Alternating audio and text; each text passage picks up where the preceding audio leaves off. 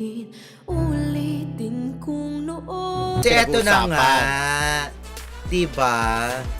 Todo hagulhol sa video with Emilio Daes. Anong say? Ay, teka muna. Oo nga pala. Ang Ito, ang dami daming na excite. Oo, sa...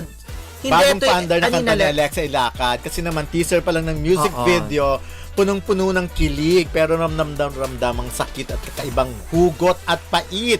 Ang kantang Kung Naging Tayo nga ang tinutukoy na super bongga nga dahil sa totoo lang, bagay na bagay rin sila ng bago niyang katambal sa music video sa Emilio Daes na kapatid ni Michael Daes.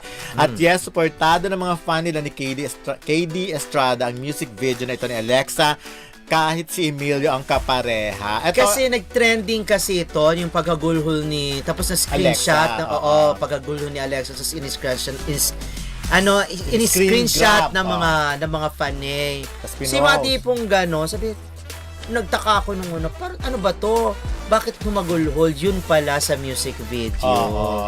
Eh, ano ba yun? Eh, syempre music video yun. Oo, kumbaga. pero so, ngayon talaga, kailangan para maging trending ka, kailangan ganyan ang kanta mo.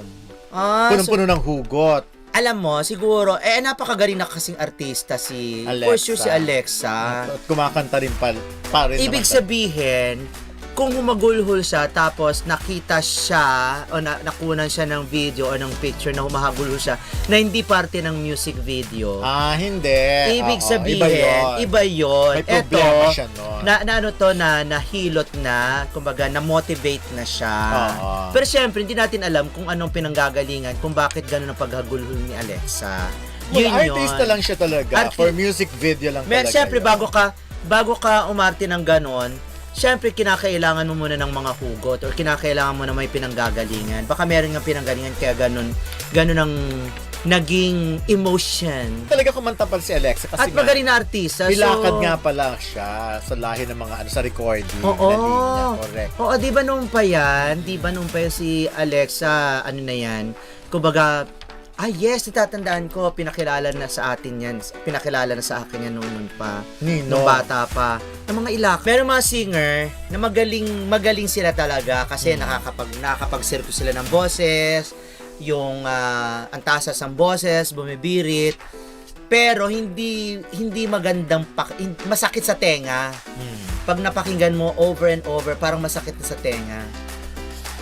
Magano, pero si Alexa pag kumanta, Sino yan? Yung masakit masakit sa hindi, tenga. alam mo, sinabi din niya ni Regine na kahit man siya kapag kumakanta siya ng puro birit, sumasakit na yun, hindi lang yung lalamunan niya sumasakit, kundi yung tenga niya din kasi ang ingay, napakaingay. Pang promo at saka pang kasama yan sa acting, kasama sa content ng video, kaya hindi bago yung humagulgol. Oo, wala naman sinabi talagang Sa